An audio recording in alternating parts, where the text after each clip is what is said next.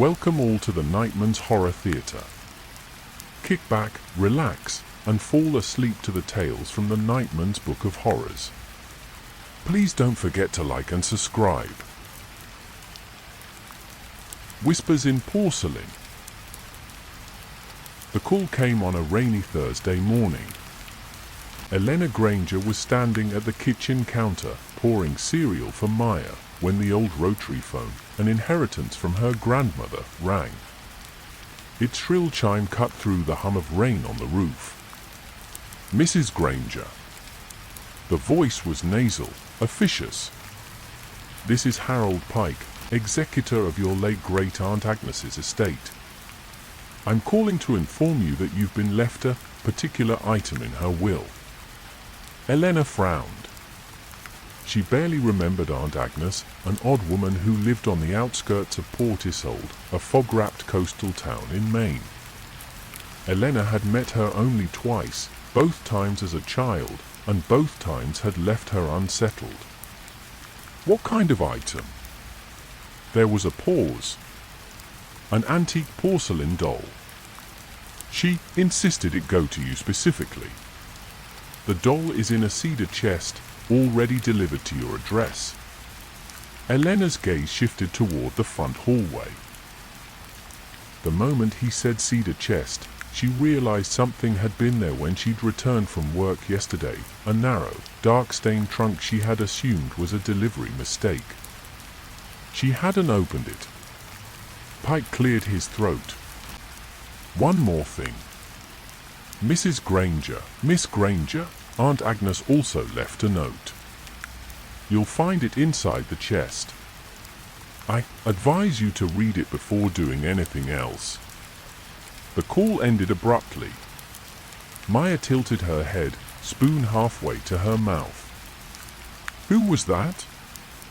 Just someone about a delivery, Elena said, forcing a casual tone. But her eyes kept drifting to the hallway. The chest was surprisingly heavy when she dragged it into the living room. Its wood was smooth, almost oily to the touch, with strange, swirling carvings along the edges, shapes that might have been vines or serpents. A faint scent of something sweet and rotting clung to it.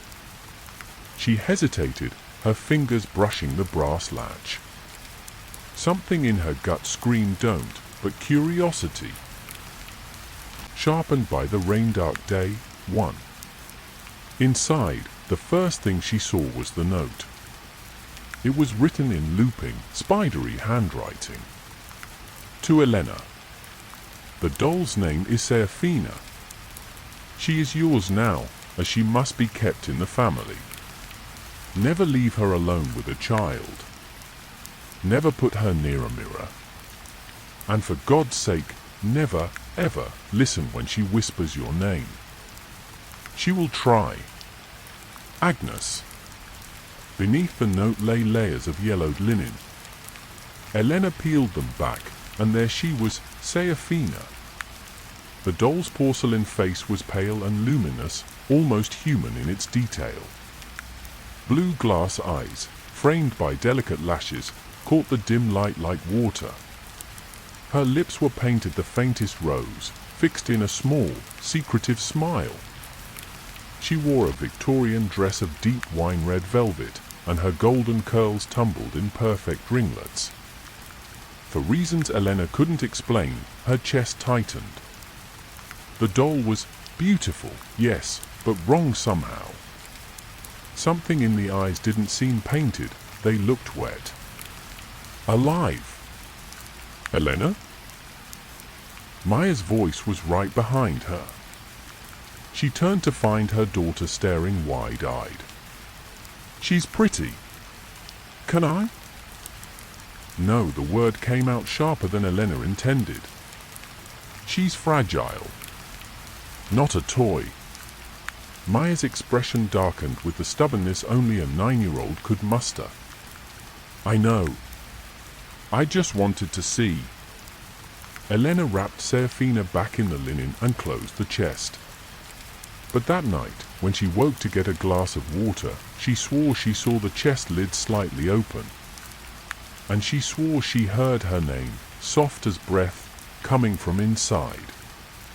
Elena tried to tell herself she'd imagined it, the slight gap in the chest lid, the whispered voice. Sleep fuzz can make anything seem strange. Still, the next morning she checked. The chest was closed, latch secured. See, she murmured to herself. Nothing. But when she left for work, she made a point of setting the chest in the hall closet and locking the door. By the time she returned, rain had turned to a heavy fog that swallowed the streetlights. Inside, the air felt different. Heavy. Maya was sitting on the couch, sketching in her notebook. "Hi, Mom." "Hey, Peanut. Everything okay?" Maya nodded but didn't meet her eyes. Her fingers were smudged with charcoal. Elena noticed the drawing, an almost perfect rendering of Serafina, sitting upright with her hands folded in her lap. Elena's stomach tightened. "Where did you see her?" Maya shrugged. "I just remembered what she looked like. You only saw her for a second yesterday." Maya's tone was airy. "She was in my room last night." Elena froze. "What?" "She was on my chair." "I think you put her there." "No, Maya. I locked her in the closet."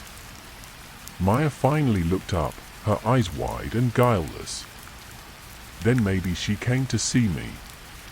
Elena swallowed the urge to snap. "You must have dreamed it." But that night, Elena sat awake in bed, straining to hear anything over the patter of fog drizzle outside. Around 2:14 a.m., the old floorboards in the hall gave a single creak. She got up. The closet door was open. The chest sat in the center of the hallway, its lid yawning wide. And Serafina was gone. Elena found her in Maya's room, perched neatly on the desk. The doll's eyes caught the moonlight, a glassy shimmer. Elena picked her up, careful not to look directly into those eyes. As she did, something cold brushed her ear, a hiss of breath, almost a voice, saying Elena. Her knees nearly buckled. She shoved Serafina back into the chest, latched it, and shoved the whole thing into the basement. When she finally crawled into bed, her heart was still pounding.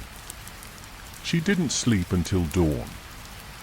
2 days later, Elena took Maya to school, then drove to the far end of town. She remembered an old woman from her childhood, Mrs. Winslow, who'd lived next door to Aunt Agnes. If anyone knew something about that doll, it would be her. The Winslow house was sagging under the weight of years, its porch warped and its windows yellowed. Elena knocked. The door opened just enough for one roomy blue eye to peer out. "Elena Granger. I thought you'd be dead by now."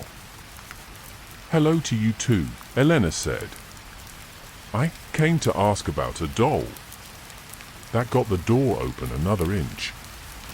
"You have her," Mrs. Winslow said flatly. "Serafina." Elena's mouth went dry. "You know about her." The old woman's gaze darted up and down the street before she yanked the door wide. "Come in. Quickly." The interior was dim and smelled of herbs and dust. Mrs. Winslow motioned to a chair. "She's not just a doll. She's a vessel. A prison." "A prison for what?" "For the spirit of a child named Clara Pruitt. She was murdered in 1894. They say her father was a ship captain who brought something back from a voyage in the South Seas. Something that whispered to her. Possessed her. She killed her mother and brother before they trapped her inside the doll." Elena felt sick. "And she's still in there?" Mrs. Winslow nodded. Agnes kept her locked up for decades. That doll, she wants children. Their voices, their laughter. She feeds on them. Elena thought of Maya's drawing. How do I get rid of her? The old woman's eyes were sad. You don't. She always comes back. That night, Elena tried to act normal, cooking spaghetti and helping Maya with homework. But when she went to tuck Maya in, she noticed something, 3 long scratches on the wall above the headboard. Fresh, the plaster flaking around them. Maya, what happened here? Her daughter glanced up, blinking as if she hadn't seen them before. She was playing with me. She said she wanted to make a mark so you wouldn't forget her. Elena's voice shook. Who? Serafina. Elena pressed her lips together so tightly they hurt. She didn't want to scare Maya, but panic was rising like a tide. That night, she dragged the cedar chest out of the basement and shoved it into the back of her car. She drove 20 miles to the cliffs outside town, where the sea smashed against the rocks below. She hurled the chest over the edge. She heard it smash open far below. She drove home shaking, but lighter somehow. 2 days later, Maya was playing in the yard when she came in holding something in her arms. Elena, look what I found, she said brightly. It was Serafina. Her velvet dress was sodden with seawater, her curls plastered to her porcelain face.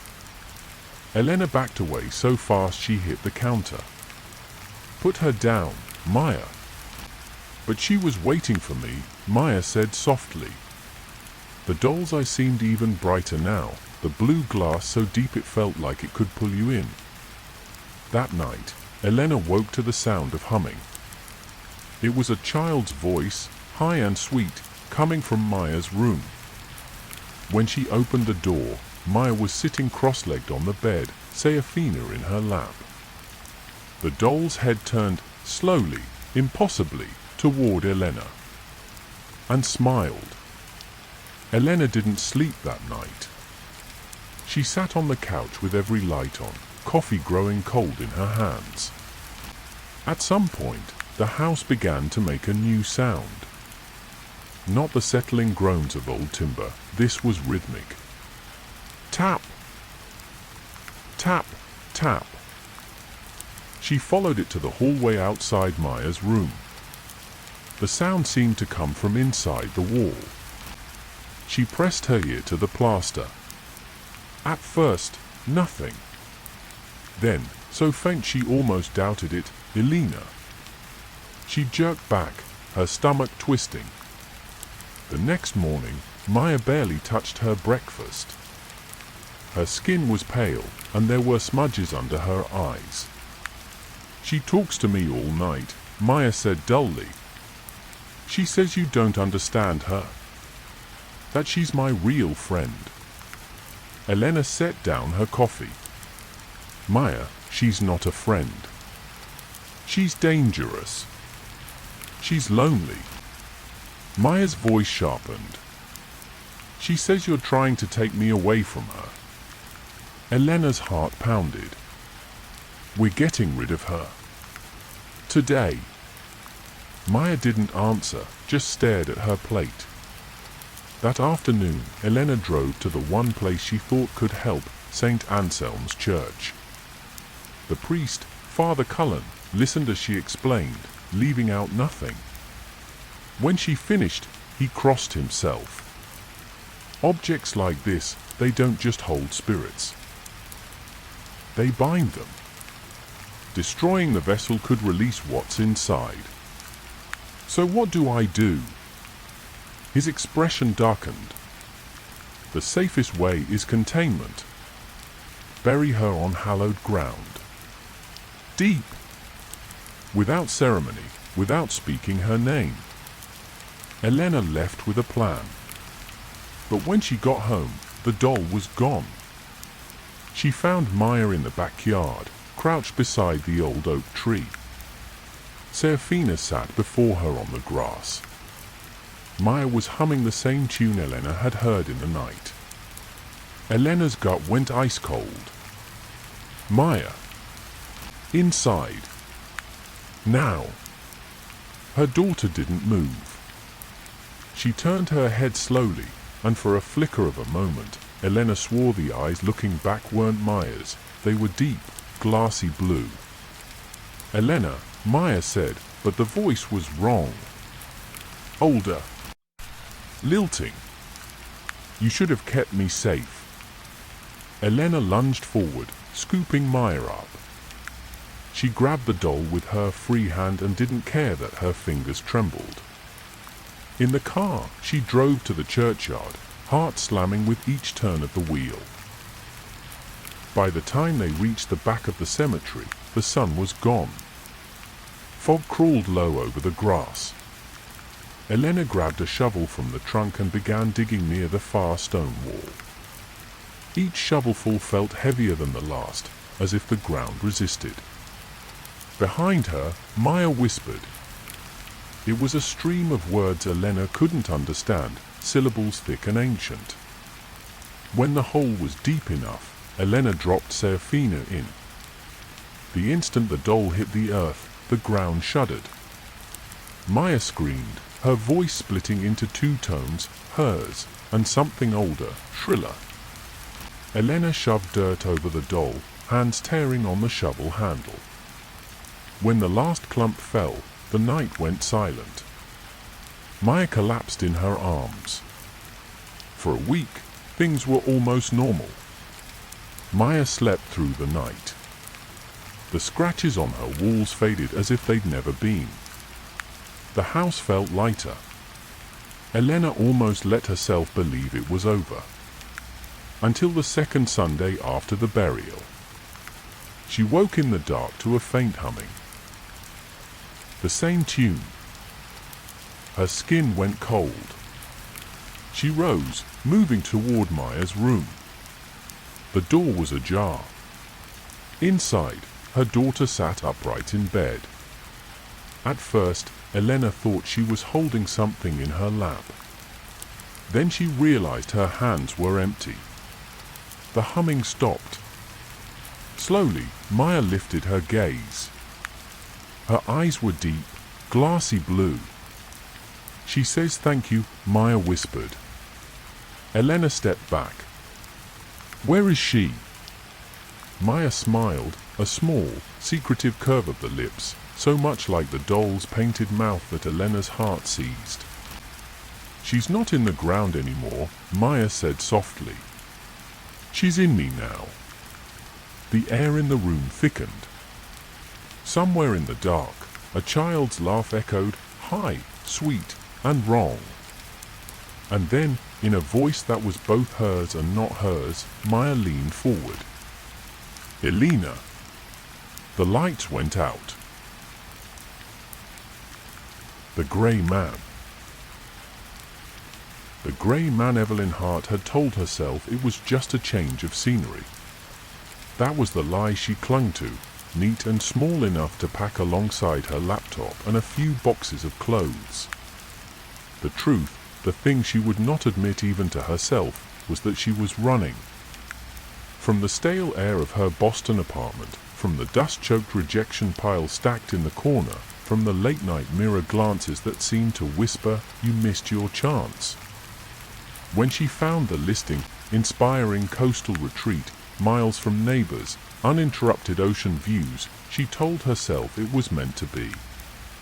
The photos had shown a tall, narrow house standing at the very edge of a jagged cliff, the sea raging beneath. The rent was cheap. The listing had been up for months without takers. That should have been her first clue. The drive took her through winding two-lane roads, past marshland and forests of wind-bent pines, until the trees gave way to open moorland. The road narrowed, hemmed in by hedgerows gone wild. The GPS died 10 miles out of the nearest town, and the last stretch was guided only by memory and the grainy screenshot she'd taken of the map. It was late afternoon when she reached the breakwater house. The building rose like a weathered sentinel, its grey shingles almost the same shade as the winter sky. It stood so close to the cliff's edge that the back porch seemed to lean out toward the sea, as if listening. The waves below boomed against the rocks, flinging up mist that reached her skin even from here. The real estate agent, Claire Dempsey, was already waiting on the porch. Thin, wind-burned, with restless eyes that flitted past Evelyn as if checking for something behind her. "Long drive?" Claire asked, fumbling with a set of keys. "Not too bad," Evelyn said, though her back ached and her hands were stiff on the steering wheel. Claire didn't make small talk. She pushed open the door and stepped aside. "Place has been empty a while. Need someone to keep it warm." Inside, the air was damp but not unpleasant, carrying a faint salt tang. The floors were scuffed, the walls lined with framed photographs, sepia-toned shots of fishing boats, storm waves curling under a lighthouse's beam. Some were older still, black and white images of villagers standing in stiff poses, faces pale blurs. "Electric and water work fine," Claire said. "Cell service can be spotty. No cable out here. You'll get used to the quiet." Evelyn glanced toward the bay window in the upstairs hall. It framed an unbroken view of the Atlantic, slate-colored and endless. The sight pulled something tight in her chest, or, maybe, all loneliness. She signed the lease. Claire handed her the keys, but before leaving, the woman hesitated. "Curtains," she said finally. "Best keep them shut at night." Evelyn frowned. "Why?" Claire's lips twitched, almost forming a smile, but didn't. "So you don't see him looking in." The words lodged in Evelyn's mind long after Claire's car disappeared down the road. That night, she left the curtains half open anyway. Her first week passed quietly. She wrote in the mornings at the desk by the window, watching the gulls wheel silently over the cliffs. In the afternoons, she walked the narrow path that wound along the headland toward the village of Densmouth, a scatter of weathered buildings, one pub, a post office, and a general store that smelled faintly of old paper and dried fish. She began to recognize faces: the storekeeper, Mr. Kelly, who wore thick wool sweaters even indoors, a fisherman named Jonah with hands like knots of rope, two elderly sisters who seemed to spend every afternoon staring out to sea from the same bench. But she noticed something odd. When she mentioned where she was staying, the air seemed to shift. Eyes darted away. Conversations ended mid-sentence. More than once, she caught that same flicker of something. Not quite fear, but caution, like she'd admitted to sleeping beside a sleeping beast. It was Mr. Kelly who broke the silence. She'd gone in for milk and tea, and when she told him she was at the breakwater house, his gaze fixed on her with a strange intensity. "You keep those curtains shut at night, Miss Hart," he said, sliding her change across the counter. She gave a short laugh. "Why's that?" His face didn't change. "So you don't see him looking in." The words were the same as Claire's. Delivered the same way, flat, final. When she stepped back into the wind, they seemed to linger in her ears, mingling with the crash of waves. That night, she closed the curtains before bed. But she dreamed of tapping on glass.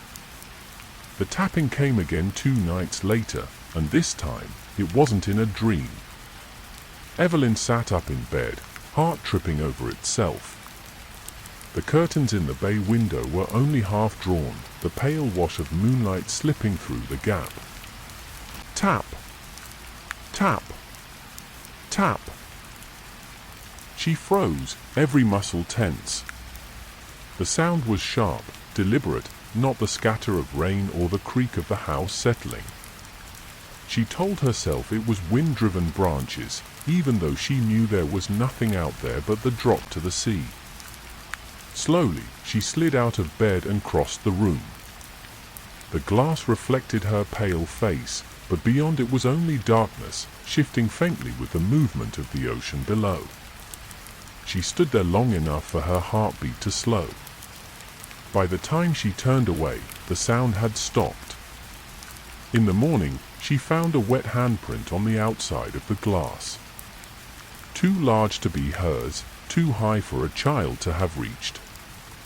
She pressed her palm against it, the fingers extended well past her own, unnaturally long.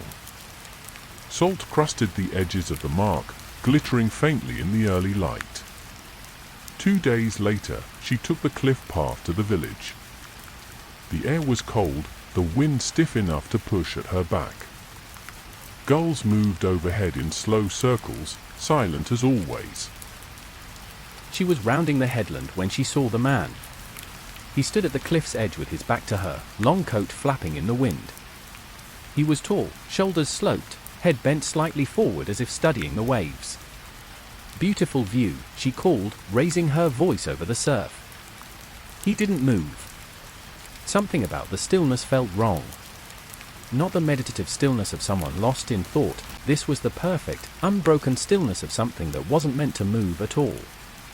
She took a few steps closer. It was not a coat he wore, she realized, but some slick, grey skin stretched taut over a too-thin frame. The surface caught the light in patches, dull and wet. The smell hit her, not just salt and rot, but something older, stranger, like water that had been trapped in a grave. Her stomach clenched. She stumbled back, her boots scuffing against the gravel. The man turned his head. The face was long and smooth, without features, only 2 deep hollows where eyes should be. The void fixed on her, and something in the air seemed to shift, a pressure pressing against her eardrums. She blinked, and he was gone. The cliff's edge was empty, only the wind moving the grass. She ran all the way back to the house, not stopping until the door was locked behind her. The nights after that were worse. She'd wake to the sound of waves inside the house, their crash and retreat echoing off the walls. Once, she swung her legs out of bed and felt cold water pooling around her feet, but when she flicked on the light, the floor was dry. Sometimes she heard a voice under the surf, a deep, dragging whisper that stretched her name until it was barely recognizable. Eve Yyyyyynn.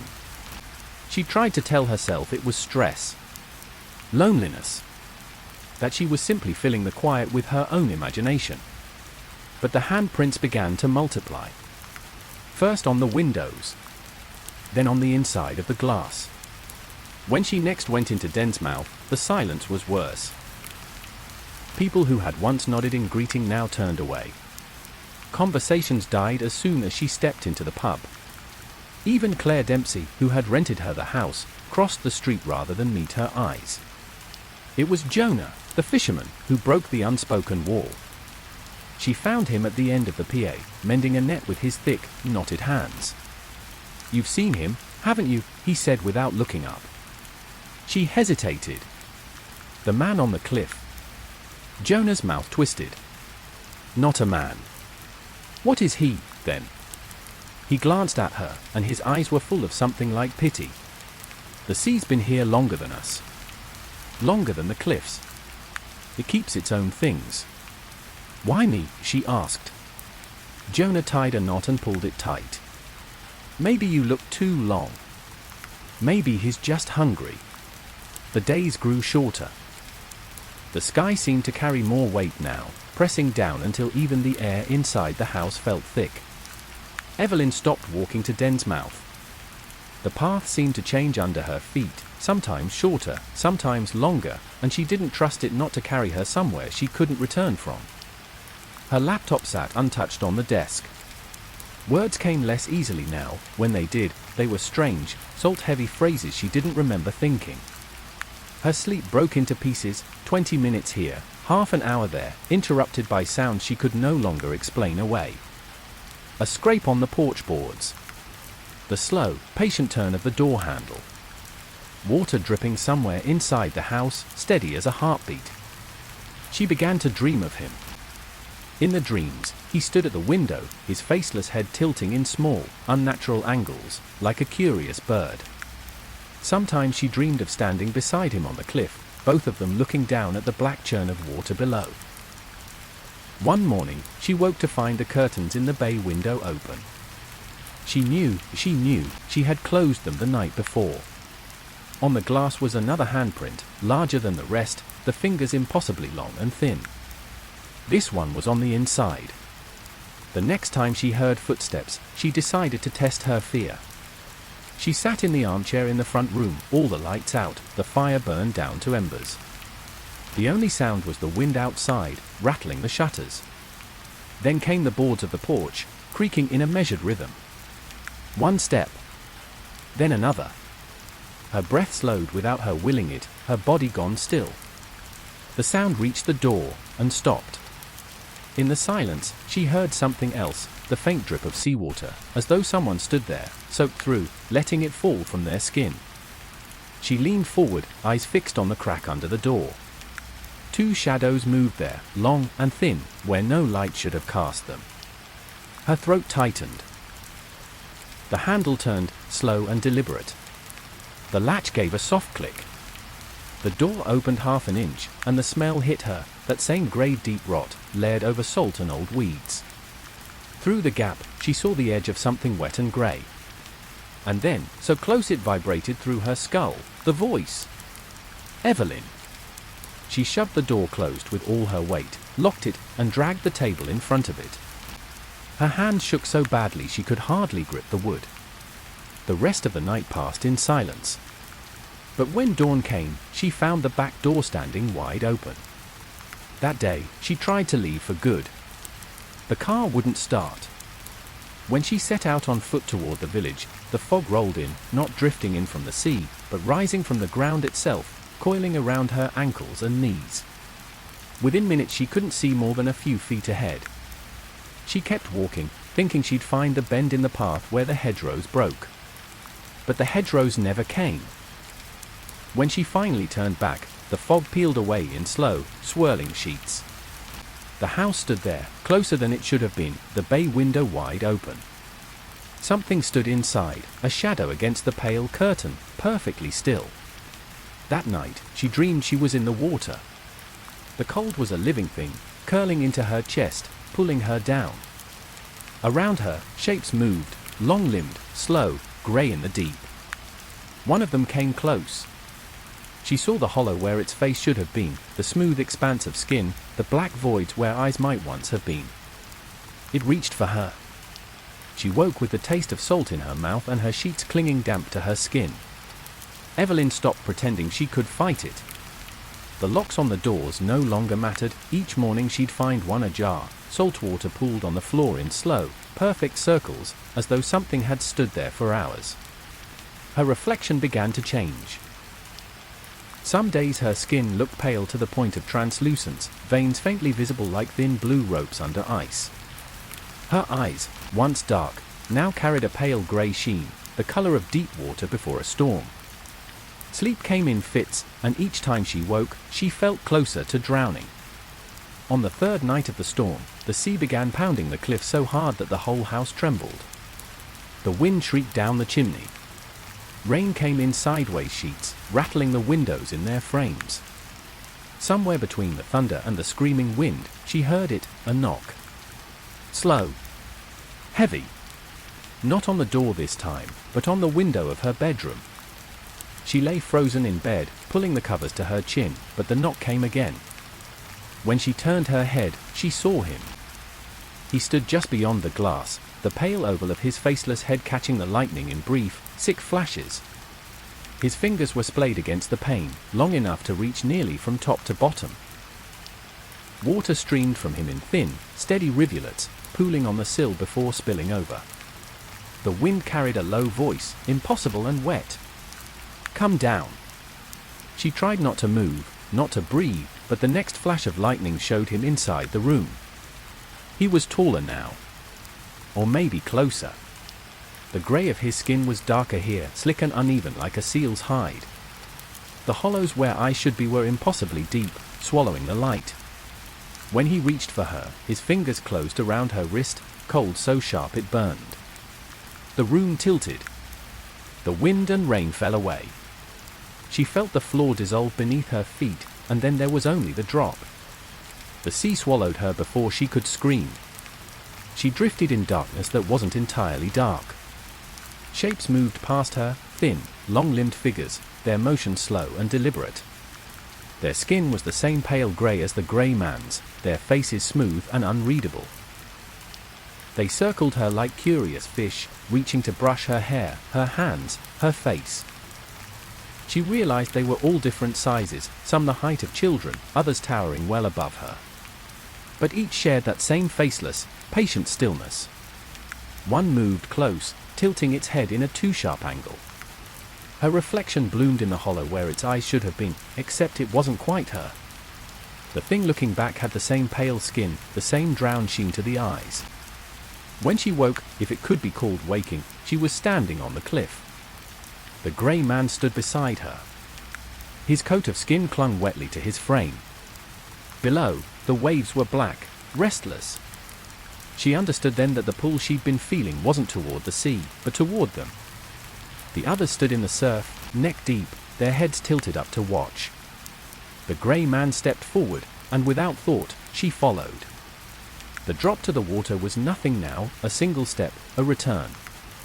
The cold claimed her, but this time it didn't burn. Weeks later, Jonah saw her on the headland at dusk. She stood with the same stillness as the others, her face smooth and unreadable. The tide crept higher, washing over her boots. He didn't wave. By morning, she was gone. The Hollow Room. The Millers bought the old farmhouse in early spring, when the Maine air still held the sharp bite of winter and the trees had not yet dared to sprout leaves. For years, Claire and Ryan had been stuck in a cramped second-floor apartment in Portland, listening to neighbors stomp overhead and teenagers scream on the sidewalk below. This house, with its weathered white siding, broad front porch, an acre of tangled yard, was supposed to be their escape, a place to breathe. It had been on the market for months. The real estate agent, a cheerful woman named Sally with hair too blonde to be natural, made excuses. "People want turnkey homes," she said. "No one wants to take on a property with character." By character, she meant uneven floors, outdated wiring, and a faint smell of damp in the corners. But to Claire, that just meant history. She liked the way the hallways felt narrow and a little too long, the way the upstairs rooms caught the light differently at different times of day. She even liked the creak of the stairs, though Ryan joked that one day he'd fall through them. They moved in on a Friday, unpacking boxes until midnight. At the end of the upstairs hall was the spare bedroom.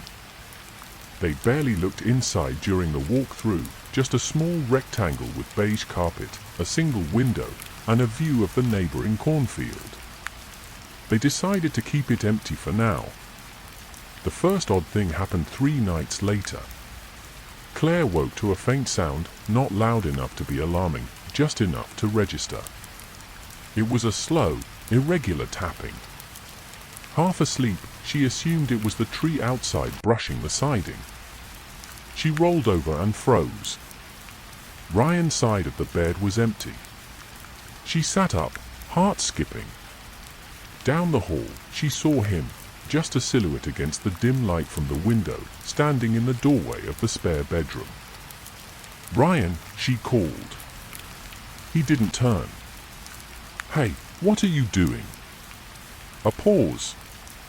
Then, in a voice that sounded strange, almost drowsy, "It's bigger inside." Claire pulled her robe tight and padded toward him. She leaned around his shoulder and looked into the room. At first, it looked exactly as it had before, beige carpet, plain walls, window. But then her gaze landed on the far wall. It seemed farther away than it should have been. The angles didn't line up. She frowned. "What are you talking about?" Ryan just stood there. "Come on," she said, tugging his arm. He turned his head slowly toward her, his eyes glassy in the dim light. "It's calling me." A chill rippled through her. "Okay," she said firmly, pulling him back. "Let's go." He let her guide him to bed without protest. In the morning, he claimed he didn't remember leaving the bed at all. For a while, she didn't mention it again. They settled into a routine: Ryan's early commute to the office, Claire working freelance from the kitchen table.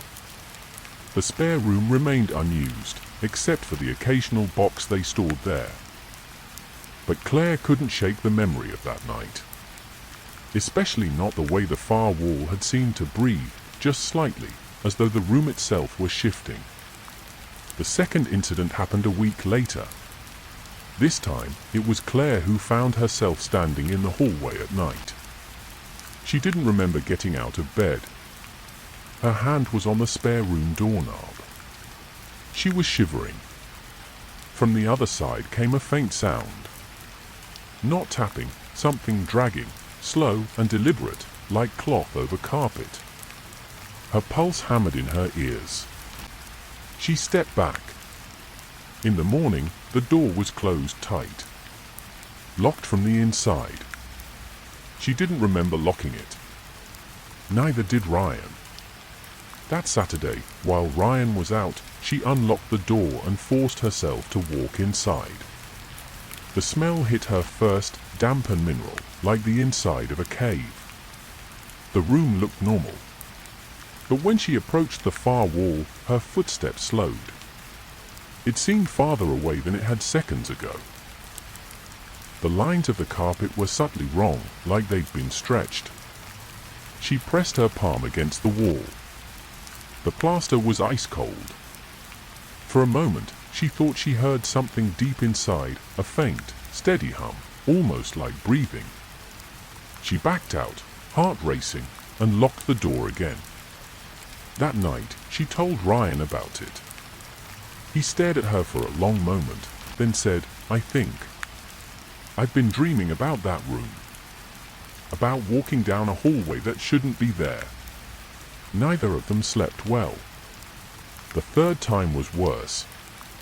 Claire woke to find Ryan already gone from bed. She got up, moving quickly now, heart pounding. When she reached the spare room, the door was wide open. Ryan was inside, barefoot on the carpet, facing the far wall. Except it wasn't a wall anymore. It was a hallway, narrow, the same beige carpet running into a darkness that seemed to swallow the light.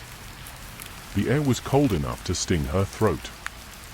"Ryan," she hissed. He didn't turn. She stepped forward, grabbing his arm. His skin was clammy. He finally looked at her, and for a moment, she swore his eyes were darker, pupils blown wide, no white showing. "It's so far down," he whispered. She dragged him back into the hall, slamming the door. They didn't speak for the rest of the night. In the morning, the room looked normal again. But the smell lingered. And Claire noticed something else. The beige carpet, both in the spare room and in the hallway outside, was damp. The damp smell grew worse over the next week. It clung to their clothes, settled into the couch cushions, even seemed to linger in their hair after showers. Ryan bought an air purifier. Claire opened every window she could, even though the early spring air was still frigid. But the smell didn't fade. They stopped using the upstairs bathroom so they wouldn't have to pass the spare room at night. One evening, Ryan came home pale and silent. He barely touched his dinner. "What's wrong?" Claire asked. He stared down at his plate for a long time before answering. "I saw it today." "Where?" "In the office hallway." "At work." For a second, it was the same carpet. The same walls, Then it was gone. She didn't know what to say. Later, as she brushed her teeth, she found him in the upstairs hall, standing in front of the spare room door again. "Ryan," she said gently. "It's open," he said. Her stomach tightened. "What is?" "The way down." That night she dreamed of being inside the hallway, a narrow, endless corridor where the air was damp and the light came from nowhere. Somewhere ahead, she heard dragging footsteps. When she woke, her feet were cold and damp. The following afternoon, she called Sally, the realtor. "Did anyone ever say anything about that room?" Claire asked carefully. "Like what?" Sally's tone was cheerful, but there was a pause before she answered. "I don't know. Just anything strange." Another pause. "Claire, houses are old. They settle. They creak. If you're hearing noises, it's probably just the wood expanding." Claire almost let it go, almost, but then Sally added, too quickly, "It's not like anyone else ever went missing there." The hair on Claire's neck rose. "What do you mean missing?" Silence. Then, a forced laugh. Slip of the tongue. "Forget I said that." That night, she told Ryan. He didn't seem surprised. Instead, he said, "I think I want to see how far it goes." She stared at him. "No. Just once." "Ryan, I think it wants me to." She started locking the spare room door with a deadbolt she'd bought that afternoon. It didn't help. 2 nights later, she woke to find him gone again, and the door wide open, the deadbolt snapped clean in half, lying on the carpet. The hallway was there again. This time, Ryan was already several steps inside. "Ryan!" Her voice echoed unnaturally, swallowed by the damp air. He didn't turn. Claire stepped forward. Just enough to put one foot on the carpet beyond the threshold, and felt the temperature drop sharply. Her breath fogged in front of her. She grabbed his arm. "We're leaving. Now." For a moment, it was like pulling against stone. Then he turned slowly toward her. His eyes were too wide. "They're waiting," he whispered. Her skin prickled. "Who?" But he didn't answer. Dragging him back into the bedroom felt like pulling him through water. Once inside, he collapsed on the bed, shivering violently. She slammed the door to the spare room and shoved a dresser in front of it. The next day, Ryan barely spoke. He sat at the kitchen table, staring at nothing, his hands trembling. "I can still hear it," he murmured once. "Hear what?" "The breathing." That evening, while Ryan dozed fitfully on the couch, Claire found herself staring at the ceiling, counting the beats of her own pulse. Somewhere upstairs, she heard a soft, rhythmic thump. She told herself it was just the old house settling. Then she realized it was in time with her heartbeat. At 3 a.m., she woke to find the couch empty. She knew, before she even climbed the stairs, what she'd see. The dresser she'd shoved against the spare room door was gone. The door stood open. Ryan's voice came from inside, low, urgent, as though he were speaking to someone just out of sight. Claire stepped to the threshold. The hallway stretched away into darkness, longer than before. Something moved far down the corridor, tall, thin, just a shade darker than the dark. "Ryan," she whispered. The figure at the far end seemed to tilt its head. Her chest seized. She grabbed Ryan's arm and yanked. The cold deepened instantly, seeping into her bones. Ryan's eyes flicked to hers, for an instant, clear, and he stumbled back with her. The figure didn't follow. But she thought she heard it speak, a single word too low to make out. They packed the next day. Claire didn't care about the mortgage, about losing money. She just wanted out. But as she carried boxes to the car, she noticed something that made her drop the one in her hands. The upstairs windows, all of them, were black. Not dark from inside. Black, like they'd been painted over from within. She ran inside to find Ryan. He wasn't in the kitchen, or the living room, or the bedroom. Her stomach turned to ice. She ran to the spare room. The door was open. The hallway was there, impossibly long, swallowing the light. Ryan was halfway down it, walking steadily away from her. "Ryan!" she screamed. He didn't look back. She stepped inside, the cold wrapping around her like wet cloth. The smell of damp earth filled her lungs. "Please!" He kept walking. The figure was there again, just behind him now. Taller up close, its head almost brushing the low ceiling. Its limbs were too long, its skin grey and slick. It reached for Ryan's shoulder. Claire ran. The carpet dragged at her feet, each step harder than the last. She almost reached him. Then Ryan turned his head and smiled at her. It wasn't his smile. Something yanked him forward into the dark. The figure followed, and the hallway closed, wall snapping into place where moments ago there had been impossible depth. Claire slammed into plaster. The room was silent.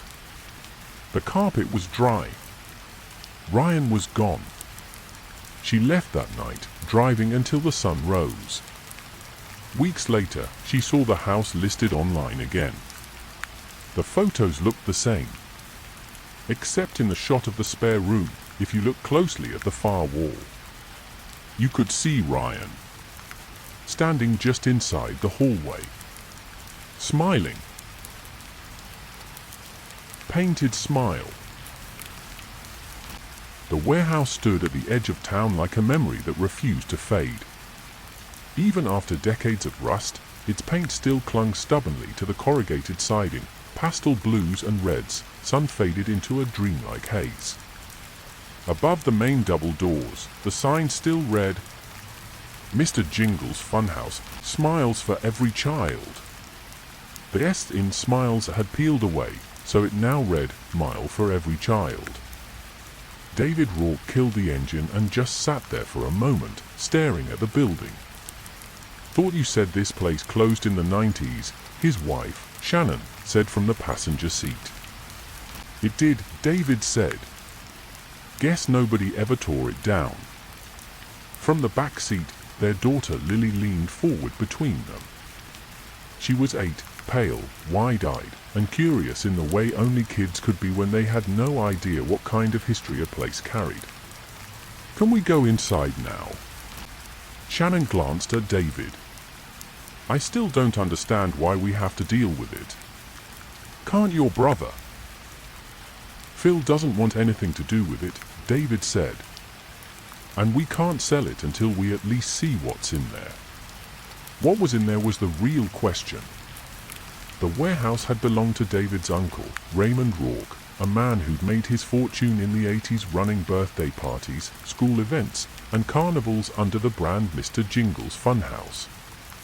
When David was a kid, the commercials were everywhere, garish jingles, grainy VHS footage of children laughing while a massive clown in yellow polka dots and a painted grin cavorted among them.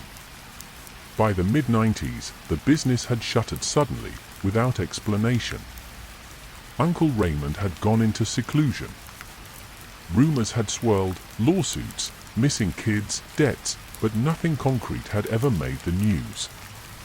Now, Raymond was dead, and the Funhouse warehouse was David's problem. They approached the double doors. The padlock was old and flaking, but it came open after a few turns of the key David had received in the mail. The hinges groaned as he pushed the doors open, revealing darkness thick enough to feel. The air inside was stale, tinged with dust, mold, and something faintly sweet, like rotting sugar. They stepped in. The main floor was a vast open space, littered with overturned tables, collapsed cardboard boxes, and old toys coated in a fine layer of grime. A faded mural stretched across the far wall, Mr. Jingles himself, a huge clown with a crescent moon grin, one eye slightly bigger than the a man, a woman, and a little girl, all smiling with the same painted crescent mouths. And behind them, Mr. Jingles, one hand on the girl's shoulder. The quiet house. They say you can measure the size of a town by how long it takes for someone to go missing before people stop talking about it. In Beckford County, the number's about 3 days. 3 days of prayer chains, gas station flyers, and casseroles dropped off at the family's porch. After that, the silence comes, like a snowstorm over the whole town. I came here because of a woman named Emily Hayward. 24 years old, worked part-time at a diner off Route 19, and had a knack for taking photos of decaying buildings. Her Instagram was full of them, barns sagging into the dirt, rusted water towers, ghost motels with flickering vacancy signs. On February 3rd, she posted her last photo, a pale blue farmhouse on County Road 6. The caption read, "Always wondered about this place." No one's seen her since. The police report was perfunctory, last seen around 3:40 p.m. Her car found abandoned on the shoulder, no signs of a struggle. It read like a dozen other reports I'd skimmed over the years. But there was a footnote that hooked me, a statement from a trucker who claimed he saw Emily walking into the front yard of the farmhouse, and a man standing in the window, smiling. I've learned it over time that in rural towns, there are places everyone knows to stay away from. No signs, no fences, just knowledge. The kind you're born into. I drove into Beckford on the evening of February 17th, 2 weeks after Emily vanished, with my notepad, voice recorder, and a half-tank of gas. The diner was nearly empty. A young waitress with pale skin and cropped hair brought me coffee and didn't make eye contact. When I asked her about Emily, she froze, like I'd pressed a knife to her throat. She liked old houses, she said finally. That's how they get you. They? I asked. The waitress glanced over my shoulder toward a man in a booth. Middle-aged, heavy-set, staring openly at us. She shook her head and walked away. That night, I drove down County Road 6. It was pitch black except for the cone of my headlights. The farmhouse appeared suddenly, like it had been waiting just beyond the darkness. 2 stories, chipped blue paint, windows like blind eyes. Something about its shape, it leaned forward, subtly, as though it might fall toward the road. I parked 50 yards away, engine idling. I didn't see movement. No lights. But I swear I felt it, the same sensation I've had standing at the edge of deep water, where you can't see the bottom. I drove away, but the image stuck in my mind, the upstairs left window. I would have sworn, if pressed, that there had been someone standing there in the dark. The next morning, I went to the Beckford County Records office. The clerk, a wiry man with nicotine-stained fingers, rifled through old property tax files until he found the one I'd requested. Owner, deceased. Last listed resident, Harold Dempsey. Date of death, unknown. I asked what that meant. How could the date of death be unknown? Because they never found him, the clerk said, like it was obvious. Or what was left of him. Dempsey, I learned, had been the kind of man small-town rumor thrives on. Lived alone, didn't shop in town, got deliveries from a truck that no one could name. Over the years, people whispered about missing kids, trespassers who never came back, dogs that vanished if they strayed too close. The police searched the house twice, decades ago, but found nothing incriminating. When I asked where Dempsey had gone, the clerk shrugged. Some say he walked into the woods and never came out. Some say he's still there, watching. I left with copies of the property maps and tax documents. In the bottom drawer of the file cabinet, there had been a faded Polaroid paperclip to a missing person flyer. The photo showed the farmhouse, blue paint less chipped than now, and in the window, barely visible, was a pale oval shape. The caption written in pen beneath it read, "Taken by R. Dalton, 91. That afternoon, I decided to get closer. I parked off the road and crossed the brittle grass. The air felt heavier near the house, colder. The porch steps sagged under my weight. When I put my hand on the doorknob, I half expected it to be locked, but it turned easily, groaning open. The smell hit first. Dampness, mold, something faintly metallic. The living room was coated in dust thick enough to blur the outlines of furniture. Old wallpaper peeled away like shedding skin. But there were no cobwebs. I moved from room to room. The kitchen still had dishes in the sink, crusted over with decades of grime. A chair was overturned like someone had left in a hurry. In the hallway, I found a door that had been bolted shut from the outside. The wood around the latch was scratched. Deep gouges, as if from fingernails. I leaned close. For a second, I thought I heard something, a soft, rhythmic tapping from the other side. But when I pressed my ear against the wood, it stopped. The upstairs rooms were mostly empty. Floorboards creaked under my steps. In the bedroom with a window facing the road, I stood exactly where I thought I'd seen the figure the night before. The glass was smeared from the inside, like someone had pressed their face against it, breathing. On my way out, I noticed something I'd missed before, a set of fresh footprints in the dust on the living room floor. They weren't mine, I'd been wearing boots. These were bare feet. The toes pointed toward the bolted door. That night, I didn't sleep. The next morning, I returned to the diner. The cropped-hair waitress was there again, pouring coffee for a couple of hunters. She didn't look up when I slid into the booth, but when she passed by, I slipped a photo of the Polaroid across the table. She froze, staring at the image. "Where'd you get that?" she asked. "County records." She shook her head. "You shouldn't have gone out there." When I pressed her, she told me about a girl named Rachel Dalton, the same Dalton who'd taken the photo. Rachel had been a friend of her mother's.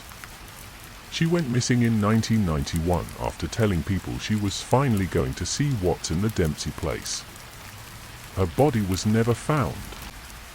The waitress leaned in close enough that I could smell her perfume over the burnt coffee. My mom says Harold Dempsey never lived alone. That he had something in the basement. Something that wasn't human anymore. I wanted to believe she meant an animal. I went back to the property later that day, this time with my recorder. The door was still unlocked. I headed straight for the bolted hallway door. The bolt was old but easy enough to pry open with the flat end of my flashlight.